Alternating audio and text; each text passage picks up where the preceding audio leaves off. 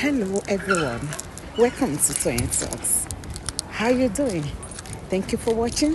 Till I'll see you in my next video. Stay safe, stay blessed. I love you. Bye. Yeah. Wow. We heard about the story. Yeah. Yes. So, if not for the sake of Sister Biola Adebayo and my parents that cried out, ẹjọ́ ni ìbáwá dé ni. Justice tá ń pariwo yẹn, ta ni ò bá wá fún mi ní justice yẹn. Tí o máa ṣe pé Governor Adémọ́lá Adélékè jẹ́ bàbá, is a father. Pé no, báwo lọmọ ṣe máa wà nínú prison nítorí adìẹ àtẹ̀yìn fún 14 years. And let's come to think of it, so many people doesn't know how the case come up. Ẹ̀gbọ́n bàbá mi ló rán mi ní ẹ̀wọ̀n. Ẹ̀gbọ́n bàbá tó bí mi lọ́mọ ó collide pẹ̀lú DPO station àtàwọn others ọlọ́pàá pẹ̀lú àwọn other boys mẹ́fà. Ó dẹ̀ send àwọn 5 out of the country wípé tó bá ti parí iṣẹ́ yẹn nítorí pé ó ṣàfẹ́ make sure pé ó pa mí togotogo. Ọmọ ẹyọ kan tó insist wípé òun ò lè parọ́ mọ́ mi, wọ́n na ọmọ yẹn pa ní station. Ó ń bleed láti mú àti etí àti ìdí fún 23 days tá a pass through ní SARS. Dèní yìí kò ń ṣòwò mọ́, ó ń sa pépà kiri ta ni. Even despite pé gómìnà pardon ìgbà àtọmọ yẹn still yet kò normal mọ́. Ẹ sọ nǹkan tí judiciary sọ family ọmọ yẹn dà. Come to think of my own side too, tí o bá ń ṣe grace àti àkọsílẹ̀ ògo tọ́lọ́run ti sọ pé bó ṣe máa rí nìyẹn, ẹjọ́ bo ni bá wà lé ni.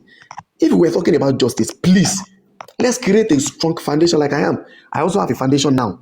I want to fight Nigeria judiciary, and I will fight them with all my strength. Oh yes. I'm at the age of 17 years. I spent 14 years. That is 31 years. Now, look at me. No work, no job, nothing. I'm left alone with my family. Èmi nìkan péré nìyá àti bàbá mi bí mi ò lẹ́gbẹ̀ẹ́ mi ò lábúrò. Ṣebí táwọn ẹgbẹ́ mi wà ní 210 tí kéèsì yẹn ṣẹlẹ̀ ṣe náà wà lẹ́nìí. Many of my friends have married, have children, have work. I have only school sat. This is judiciary. 17 years of age. Ṣé ẹ kan sentence me to death by hanging? Ó yẹ kó kọ̀wé, ó yẹ kó kọ story ẹ̀. Wọ́n bí ẹ̀gbọ́n bàbá yín yẹn ṣọ́ọ̀ṣì wà láyé àbọ̀n ti lọ àbáyé àwọn náà ti kú. Ó wà láyé. I have nothing to do with him. Mo fà á lọ́lọ́run lọ́wọ́. Níbo náà máa fojú sí nírú èní báyìí. It's God. But all what I'm after is I want to try and open my camera so that people can see me like I'm the one true. So this is me. So good afternoon, everyone, once again. So like I said, it's a grace of God. It's a grace of God. Yeah, so Tabafe fight for judiciary like this for our sister. Edeka fight battle you go strong. Not that we pay a kamari nǹkan tó bá ti ṣẹlẹ̀. A sáré pariwo lórí social media, a dákẹ́ lórí ẹ̀. No. Judiciary are the people that are spoiling this country. Àwọn náà impose àwọn politicians lé wa lórí tán bank kan jẹ́. Ẹ wo case ọmọ Peter Obi, ọmọ tó lọ dúró síwájú mọ́tò Peter Obi yẹn, ọmọ Yusuf yẹn, 16 years of age. Wọ́n complain ládùúgbò ẹ̀ pé ó ń disturb peace àdúgbò. Before you know, ọlọ́pàá sáré sọ pé ó jalè amrọ̀bà ni. Wọ́n sọ sí prison, spending 3 months. Tó bá jẹ́ pé one of the prison inmates ó jáde síta kò boast ọ̀rọ̀ yẹn sí social media tí àwọn èèyàn fi gbọ́, ọmọ yẹn ṣì máa wá prison dè ní ẹ̀fẹ̀sùn adigunjalè kan. For what? Bí láyé ọmọ Yorùbá ṣe bàjẹ́ náà nìyẹn. Now n tá a rí yìí tá à ń gbọ́ yìí ó là ń sọ àwọn mélòó la mọ̀ tó wà nù that the same prison tó jẹ́ innocent soul. Ẹ wo àwọn tí judiciary ti sọ ìyàwó wọn di single mother sí gbòòrò all because of useless judgment. Ẹ wo àwọn tí ọlọ́pàá ti sọ wọ́n di tó ti sọ family olúkálukú di rádaràda. Please, Ama, let's use this opportunity. Let's use this great opportunity to fight this country, judiciary country, most especially. Taba le fight the judiciary of this country, things will be okay. Let's forget about this politician. Judiciary are our problem. They are our problem. Wọ́n sentence me to death by hanging tán. Ẹni tó prosecute case mi sọ fún mi pé Ṣẹ́gun tán bá pa ẹ̀jẹ̀ ò ní sí lọ́rùn mi o. Torí pé lọ́ọ̀yà ẹ̀ àtàdájọ́ ló dé kán lọ pa ẹ́ o. Imagine that. But I give glory to God today. Here I am. After 14 years. Oh God. 14 years. No work. Baba, Nothing this whatsoever. country is something else. So, brother mi. Ṣé o jí adìẹ tó ni? Má bínú I don't jọ. even know how it is. Mi ti ẹ̀ mọ̀ bó ṣe ṣẹlẹ̀. Mo ò sí nílé náà. Mi ò tiẹ̀ sí nílùú wa nígbà tí nǹkan yẹn kan ṣẹlẹ̀. Ó yá sọ story adìẹ fún wa, báwo adìẹ ṣe wọnú ẹ̀ jọ? Wọ́n ní ẹ̀gbọ́n dáàdì mi sọ wípé the poultry yẹn pé àwọn ọmọ kan pé wọ́n lọ bust ibẹ̀. Pé àwọn ọmọ yẹn dẹ̀ sọ yìí pé èmi ni mo ní káwọn lọ bust poultry farm kan kó ẹyin mélòó náà kó 2.5 crate of egg and 2 broilers white fowl nǹkan tó kó wá sí station yẹn. God. Ní year 2010 yes of course 2 broilers fowl white méjì àti 2.5 crate of egg. Wọ́n ọ̀dẹ̀ sọ pé nígbà ẹ̀wọ̀n ọ̀dẹ̀ àwọn ọlọ́pàá yóò rò pé under age ni ẹ̀ kàn wò pé ó sì kéré.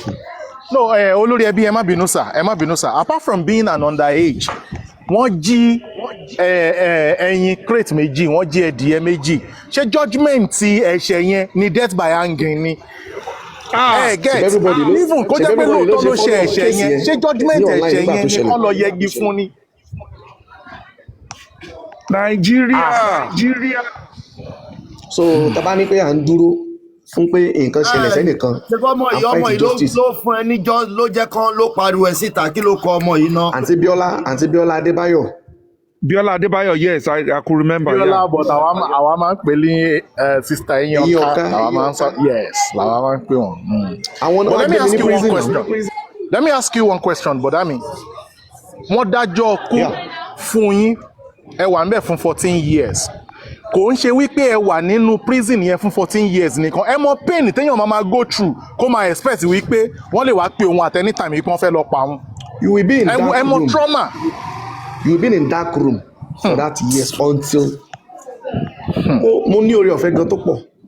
I always thank God because many people may go lose 6 years 5 years they lost their sight because you can èyàn lè rí sánmọ̀ náà. Anybody tó bá ti dẹ́jọ́ kú fún wọ́n tó bá ti fẹ́ nìyẹn sínú rúùmù bẹ̀yẹn that's where you are. Ojú kan náà ló máa wà toilet wẹ̀ jẹun ṣe every other thing. Ọ̀dọ̀ lè wá pé anytime. Ẹ mọ̀ pé Nigeria constitution since 1999 ti change wọ́n hang èèyàn mọ́ but you will just be there forever.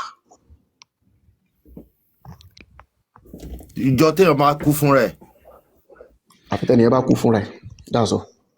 Bàbá mi ṣe rí nǹkan tí wọ́n sọ I have people yìí. in Kirikiri. I have people that spent 34 years there now. I have 34 years there right now. He's still there. 34. Death by hanging. Ó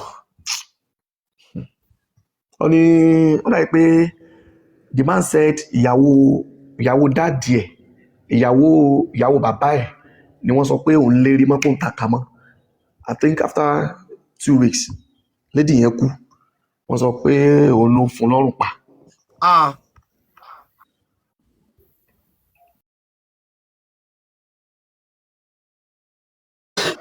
Olori Eb. There is still ni wọ́n brothers mẹ́ta ọmọ ìyá ọmọ bàbá làwọn mẹ́tẹ̀ẹ̀ta wọ́n lọ fún bíríkìlà ní àwọn ẹgbẹ́ méjì wọ́n ń ṣiṣẹ́ láti tọ́ ọmọ àbúrò wọn yẹn ní school ìyẹn ṣì wà ní bí SS1 ló lóun wà ń gbà yẹn yes SS1 tó bá ti wá ṣe school dé ó máa yà sí bíríkìlà ń dọ̀dọ̀ àwọn ẹgbẹ́ yẹn á support wọn tó bá ti close wọn máa bọ̀ nílé on a very good day bọ́n ṣe ń bọ̀ wọ́n ní close by ibẹ̀ adájọ́ kan wà tó ń gbé bẹ̀ àwọn amọ̀rọ̀bà lọ rọ́ọ̀bù bẹ̀ ó give order fáwọn ọlọ́pàá pé they should find all those amọ̀rọ̀bà by all means àwọn boys yẹn mẹ́tẹ̀ẹ̀ta ń bọ̀ láti bíríkìlà àwọn ọlọ́pàá kó wọn. Wọ́n fi bọ̀bọ́ yẹn àtàgbọ́n ẹ̀ wọ́n fi wọ́n sí prison until tí bọ̀bọ́ yẹn pé 18 years wọ́n sentence to death by hanging. He's still there till today láti 2009 ó ṣì wà bẹ́ẹ̀ dé ní. Who is going to fight for him now? Because he doesn't have anybody. Sorry ìyẹn náà wà ní social media just of recent ní Lagos State yìí wọ́n rédi èèyàn wọ́n bàbá àti ọmọ ẹ̀.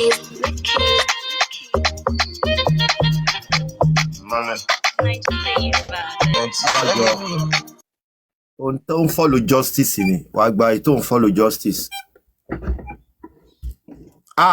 Wọ́n ti bà judiciary Nàìjíríà jẹ́ ẹ̀ṣẹ̀ àìmọye àwọn tí ò mọ́wọ́ tí ò mẹsẹ̀ tó wà lẹ́wọ̀n. bọ̀dá láti iṣẹ́ yìí mọ rísì tí wọ́n fi ń bojú omi ní kó ràn ni rísì tí wọ́n fi ń bojú omi ní kó ràn ni ẹ̀ because wọ́n máa lọ fi hàn mí represent ẹ̀ wọ́n máa lọ fi hàn mí rọ́pò bí This is the same Lagos state here. This is the same Lagos state we are talking about.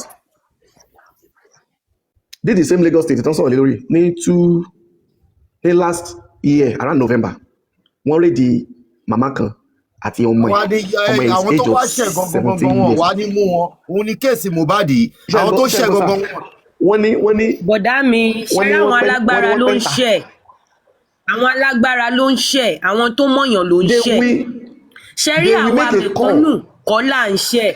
ó dọ̀nà dágbára jẹ́ kó mi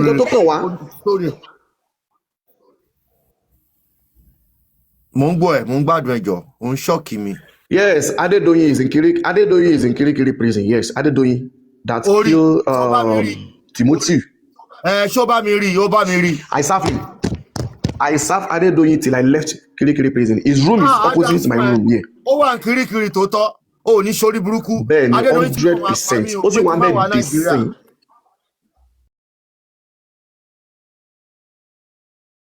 Ó wà bẹ́ẹ̀ di sìn o.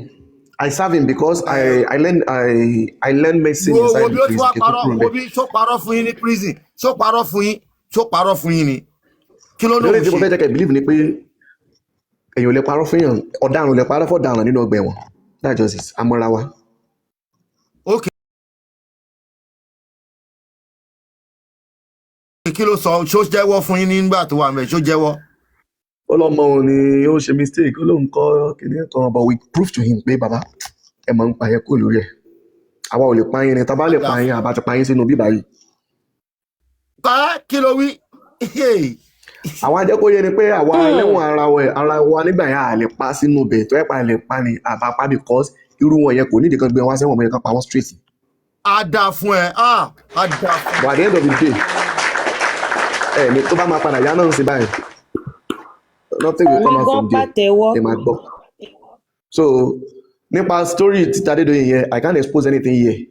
This social media, this TikTok, everybody is listening to you. Oh yeah, me ma but like we said, if we cannot fight the battle, justice, judiciary in this country, I'm a problem. Tó bá ti drop, bá mi drop WhatsApp number sínú DM mi. No problem. Màá lè contact ẹ through my number. Olówó Kere, Ejo, please always come to this live. Please, you are part of us now. We are working together, and we have Mr. Yomi also here. We want you guys to be at forefront to fight for all justice. Please, yes, because Nigeria will be because ọmọ kan by deceive. Ọmọ yẹn òun náà wá sí Kirikiri ṣe seeking ọmọ seeking èmi ni mo gbà lálejò ńgbà tó dé náà bílẹ̀ rẹ̀ ní sọ́mọ̀ mi ìgbà tí wọ́n dé tó dé sí prison gan tí wọ́n fẹ́ máa fi ọwọ́ lágbá lójú nínú bíbẹ̀ I came out for him pé no èèyàn ń fight fún nǹkan and again ìgbà tí kéèsì mi ń ṣẹlẹ̀ 3 days after tó post kéèsì mi sọ online tó ń pariwo ẹ̀ iná mú ọ náà wá sí prison tango ìgbà tó máa mú wá Kirikiri náà wá mú wá inú compound àwa ibi tó máa ń kó àwọn tó bá dẹ́jọ́ kú fún ibẹ̀ náà wá mú wá tó wá punish ẹ̀ síbẹ̀ ẹbí lè rè mú wá ní no ẹ lè tí mọ́ bíbá yìí wọn dá ẹjọ́ kú fún ẹ lọ fi síbi tí àwọn awaiting trial máa ń wà. Àwọn prisoner tó jíjẹ sọ pé wáyé tí mo ṣe máa fight fún èèyàn bẹ́ẹ̀ yẹn ṣé mi mọ nǹkan tó ti sọ nípa kíní kan mo ní no sir it can't happen. Ẹbí lè rè tẹ́ bá rí sí kéńkẹ́ bí I feed him for 2 days nígbà tó mú wá wọ́n lẹ́ni bọ̀dọ̀ gbọ́dọ̀ súnmọ́ anybody gbọ́dọ̀ nǹkan fún mo ní kò sí try kó help àwọn èèyàn bẹ́ẹ̀ ó ti yẹ try kó fún wọn ní voice. I'm doing as well. I am doing as well. Àfún ẹ ní support. Mo ti lọ sí Ondo State. Mo lọ sí Ondo State ní holidays 2-3 months ago láti lọ rí àwọn governor wọn bẹ̀ àti àwọn Ministry of Justice. Wọ́n dẹ̀ ń pardon àwọn èèyàn bẹ̀. At least I gave them like 6-7 named people. Out of them, wọ́n release 3 nù wọn. So wọ́n ti repent tí mo dẹ̀ mọ̀ pé yes, they have a good conduct. Baba, we really need you in this platform. We want you to work, and we will support. And I'm so happy. I'm so much appreciate. I'm so happy. I'm even planning to do. I'm planning to do my launching to launch me as a prison ambassador for the whole Nigeria. At least I told my governor, and I'm going to fight this battle. At least because I face a lot. Even though if the governor of Fimisi 3 days, the governor of release me. Judiciary of Osun State, they stand against my freedom. They present another case file for the governor. Not to know that my sister has the original copy of the judgment in her hand. Thank you so much, Mommy Adewumi. God bless you, man. Mommy Adewumi, I shake on. Àwọn èèyàn níkà Nàìjíríà yìí, people are so wicked. Sorry. Thank you for that. Olori Eb, I quickly want to, say my experience. Honestly, because not only judiciary. Not only judiciary is our problem. Kò sí wàhálà nǹkan tó ń ṣẹlẹ̀ lọ́wọ́lọ́wọ́ yìí mi fúnra mi ní interest. Ẹ jẹ́ kí àǹtí yẹn náà kó fa àǹtí yẹn ẹ jẹ́ kí káwọn náà ṣe follow me, please let's follow ourselves. This no, I connect with you can connect back. Èmi gan ti follow yín bye. We are going to fight it to the core. I will be in Lagos. I can travel anywhere. Wo bí ó máa kọ́ tó máa ṣe fún wa lórí kéèsì ọmọ yìí. Wo bí lórí kéèsì ọmọ bá mi ṣe yìí. Ìwọ tí mo ẹnu bẹ̀ ó mọ bí prison ṣe rí. Ẹ má jẹ́ ká sọ yẹn, ẹ má sọ anything níbí. Ẹ má sọ anything sir. Olori Eb. God bless you. Ẹ má sọ kankan ní orí platform ẹjọ́, ẹ má sọ plan lórí platform. Ó ti yé mi sẹ́, ó ti yé mi. Ẹ má sọ kankan. Ká má lọ fẹ̀dí ara wa síta. Whatever you want to do. We can work that on our green app. Sorry, so let me quickly contribute to what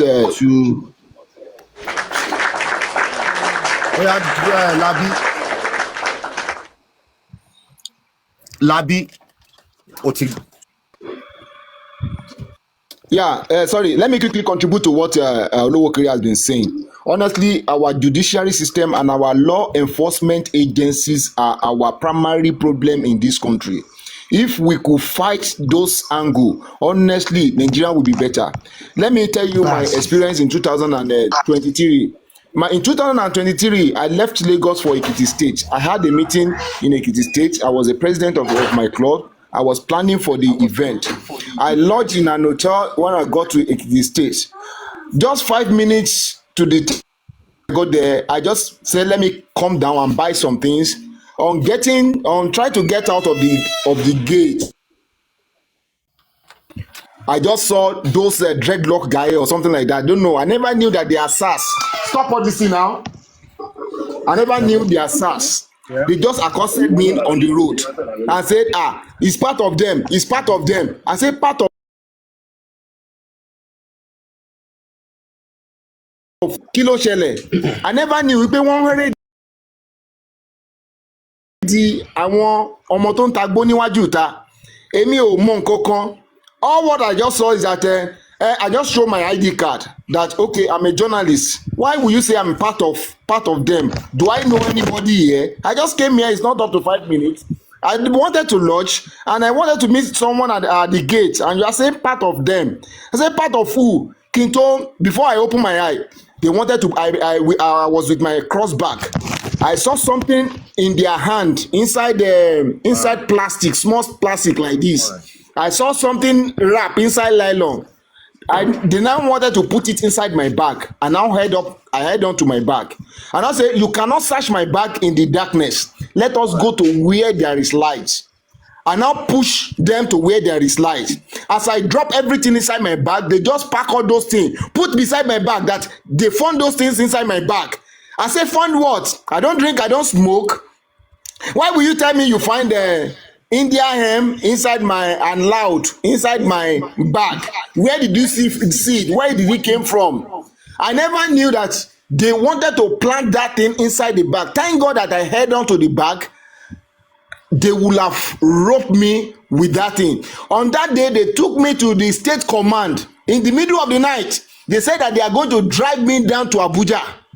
Thank God that I know people. I began to call people.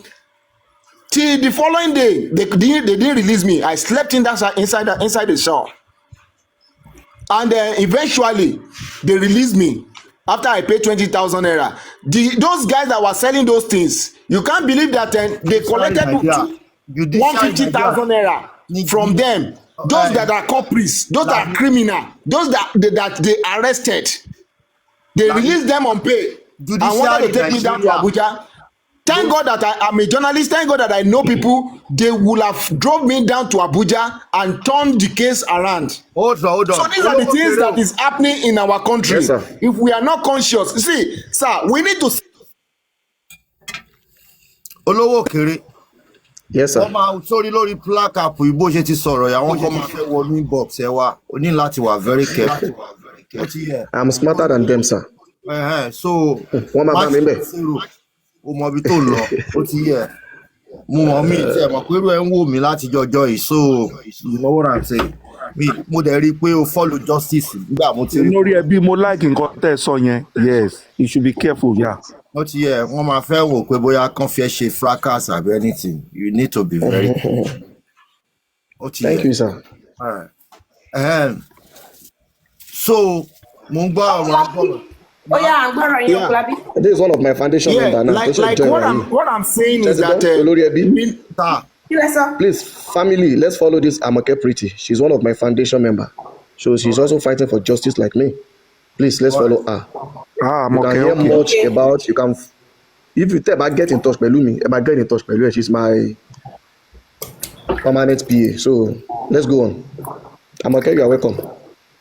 Okay, thank you. Like what I'm saying is that we need sensitization. We need people to be informed about so many ways their rights can be infringed. We need people to be informed on how to fight for their rights. We need people to be informed on how to defend themselves.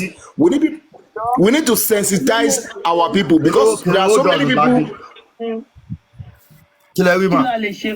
Láti further more for education since that yẹ pé àti teenager wọ́n ti mú síbẹ̀ tí ò dé lọ sí school ṣó fẹ́ padà lọ sí school láti further up for further more for the education kí ló lè ṣe fún kí ló fẹ́ kàn ṣe fún ta lè ṣe fún láti padà sí school.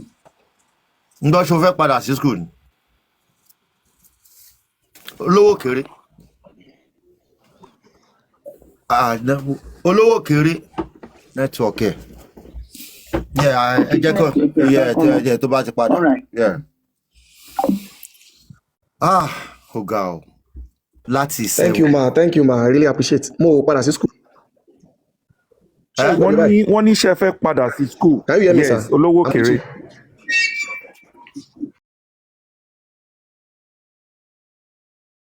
Wọ́n mi tí mo ní shop mi tí mo lọ tí mo ń dé.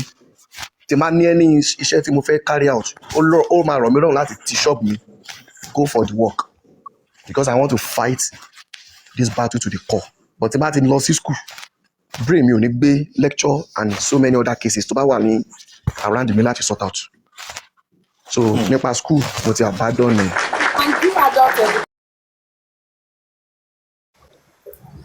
No, only kò lè rẹ̀ òun ò lè ní time.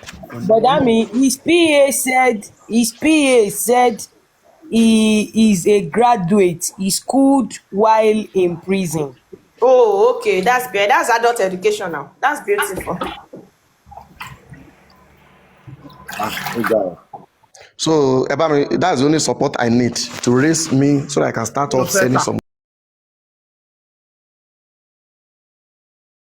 Kó tó fẹ́ bá ta nu shop. Mo fẹ́ máa ibi iwájú ibi tí mo fẹ́ rí yẹn mo fẹ́ ṣe container síbẹ̀. Mo fẹ́ máa ta soft drink, then POS. Because Icon Polytechnic kan wà nearby, then 3-4 secondary school náà wà close by. So from there, I can able to achieve some things.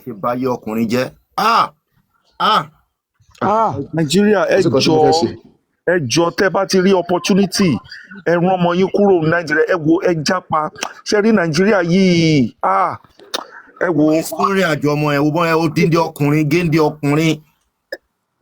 Àti that girl tí wọ́n pa yẹn náà. Judiciary báyé ọmọlọ́mọ jẹ́. Ọmọlọ́mọ tó ní future tó ti ní plans fún ilé ayé wọn. Aquarius Queen, thank you. Brother Lati, thank you for the gift, Aquarius Queen. Brother Lati, I just saw statement kan. I heard somebody saying something ní bíi 4-5 days ago mo dẹ̀ rẹ́rìn ṣe rí àwọn ẹlòmíì wọ́n wà owó ọlá tọ́lọ́run fún wọn láti fi bà tèèyàn jẹ́ náà máa ń wá o.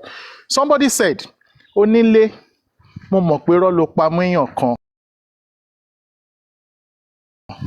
mo fẹ́ kó lọ sí platform ẹ kó lọ sọ tòótọ́ mo wá rẹ́rìn nǹkan tẹ́ ẹ gbọ́ nǹkan tí mo sọ tẹ́ ẹ dẹ̀ gbọ́ nǹkan tó ṣẹlẹ̀ ìyẹn kọ́ ni mo ń lọ statement kan tó wá sọ tó pa mí rẹ́rìn tí mo rẹ́rìn ó ní if not àwa kan wà tọ́lọ́run fún wa ní nǹkan tọ́lọ́run fún wa a máa papọ̀ a dẹ̀ máa fi ọlọ́pàá gbé ẹ a dẹ̀ ràn ẹ ní nǹkan tó ibi tó yẹ ká ràn ẹ mo wá rẹ́rìn mo wò ó pé is that a threat fún mi láti dákẹ́ ok kí n lọ parọ́ mọ́ra mi ẹ wo nǹkan tó kàn rọra sọ àwọn kan wà owó tọ́lọ́run fún wọn ọlá tọ́lọ́run fún àwọn láti fi bà tọmọlọ́mọ jẹ́ ní nǹkan táwọn wà after. I have said my truth and you are trying to use that money láti fi threaten mi láti fi pa òótọ́ mi mọ́ or what? So oríṣiríṣi ibẹ̀ bó ṣe ń lọ náà rèé àìmọye ẹ wo àbúrò dádì àbẹ́gbọ̀n dádì ti brọ́dà yìí tán sọ wípé nítorí ẹdìyẹ àti kírètì ẹyin ó dẹ̀ ń lo gbogbo nǹkan tọ́lọ́ ń fún ẹ ó dẹ̀ fi kán sentence ọmọlọ́mọ to death by hanging. Aburú gan lórílẹ̀‐èdè yìí o but ọlọ́run máa gbà wá lọ́wọ́ gbogbo wọn. ẹ jẹ́ gbá àwọn èèyàn wọlé àwọn èèyàn pọ̀ ń sáré tó fẹ́ gòkè. kùnrin wọn yóò sì fi kún díẹ̀ sí nínú alẹ́.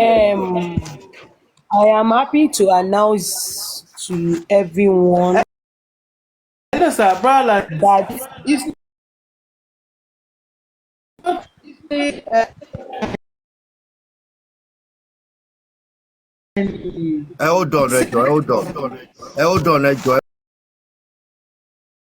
hold on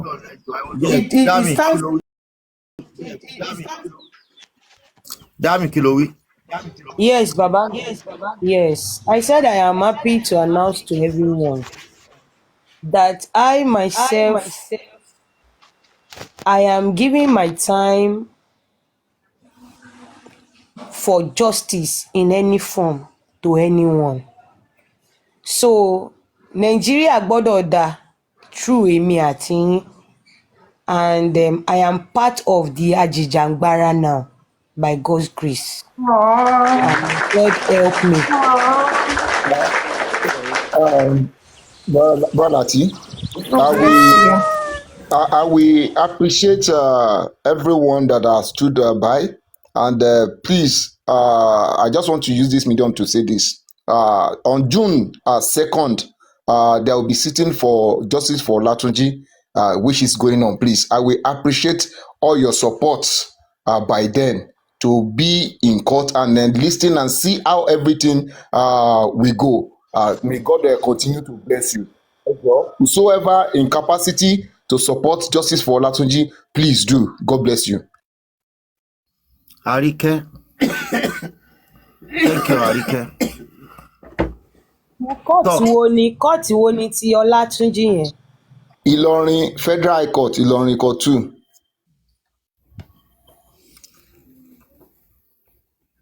Tó bá fẹ́ lọ o lè jẹ́ ká mọ̀. Ṣayọ̀, ó yẹ sọ̀rọ̀. Prince Labi, gbọ́ mi. Kídìí. Jẹ́ gbọ́ngbọ́n. Yes, sir. Federal mention. No problem. Okay. Yes, I just want to. Can you hear me, sir?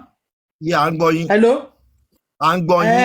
What I'm trying to say is that at times it's not on judiciary per se. It starts from the security agents. It is what security agents take to the table of the judiciary. That is what they work up. I'm not saying they are not part, but the main problem is from our security agents. They know the truth. The both system has been corrupt. The both system. No, they're fine, but that's what I'm trying to. That when we say judiciary, at times, okay, until about basically judiciary, evidences, about judiciary. That is what judiciary will work upon.